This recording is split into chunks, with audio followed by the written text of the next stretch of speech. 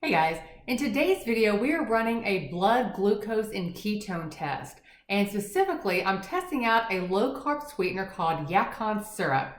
You see, a few weeks ago I made some gingerbread Yoda cookies using the Yacon Syrup so that the cookies would be keto, and a person posted in one of the Facebook groups that they had watched a video saying that Yacon Syrup raised glucose levels, and she posted a copy of the video.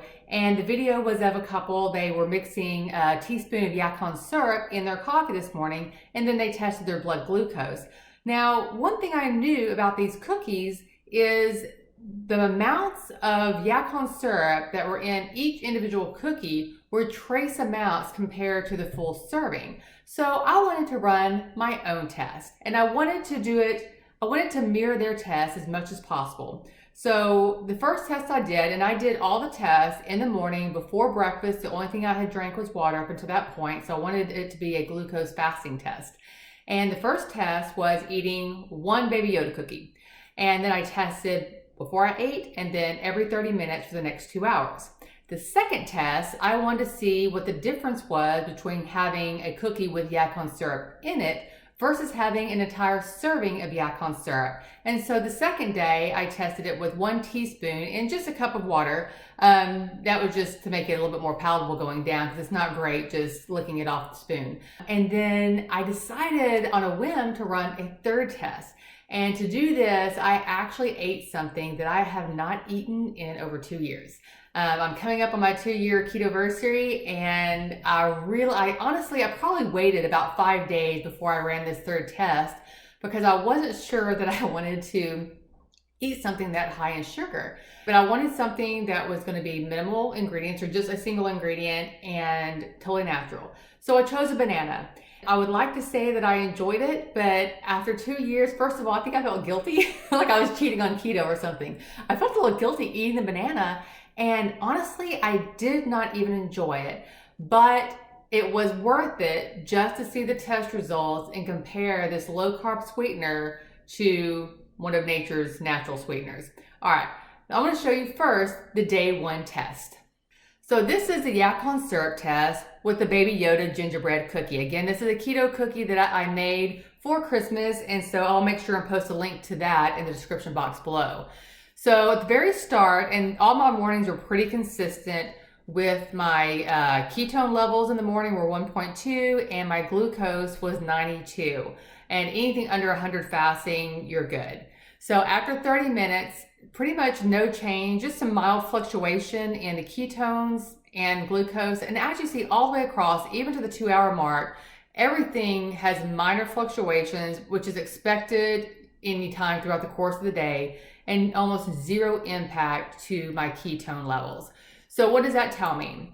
First of all, that tells me regardless of what the next test shows, which is going to be a full serving of Yacon, having Yacon syrup in a batch of gingerbread cookies, the trace amounts are so small, it's just not going to impact your glucose. And really, why do I even use it in the cookies? Well, Yacon syrup is a low carb molasses substitute. And so you just need a little bit to get that flavor kick. All right, let's move on to see what happens when I have an entire teaspoon of Yacon syrup.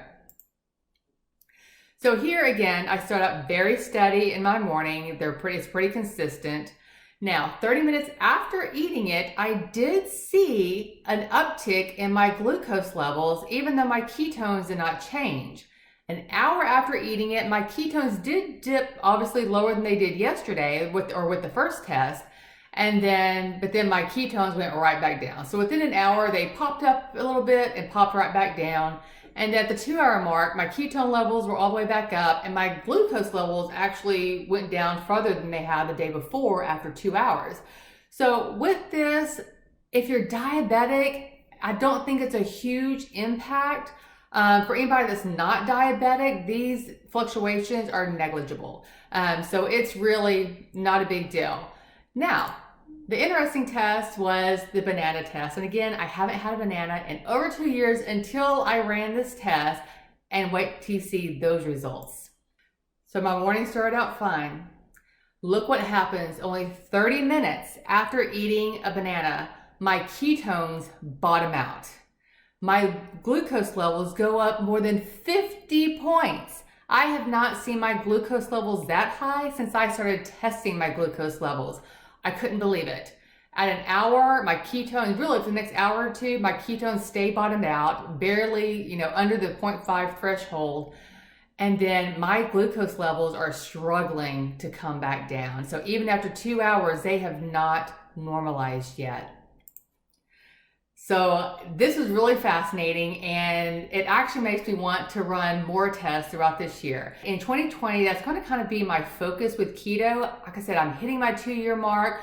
I've got the basics down, but now I really want to dive into the science behind keto. I want to know exactly what kind of foods affect my sugar. I'm going to be testing, even keto-friendly foods on the market that have, net 2 carbs, but that's only because they have a lot of fiber in it. And so you're going to start seeing more videos. I just ordered some more ketone strips, more glucose strips, because I ran out doing this test, pricking your finger 5 times a day over the course of, 3 days. I took a break. My hands are not happy, and I ran out of glucose strips and ketone strips, so I had to order more. So as soon as those are in, I am going to start working on more videos. But don't worry, there's still going to be plenty of recipe videos, a lot of fun food. But again, in 2020, my focus is really going to be diving into the science behind keto. If you would like to test your own ketone and glucose levels, I'll put a link to my Keto Mojo in the description box below, as well as a link for additional glucose and ketone strips. And don't forget the Baby Yoda cookie, even though it's gingerbread, I made it for Christmas. May the 4th be with you is coming up later in the year, and it's going to be a perfect treat for then. You guys have a wonderful day, and I will see you on the next video.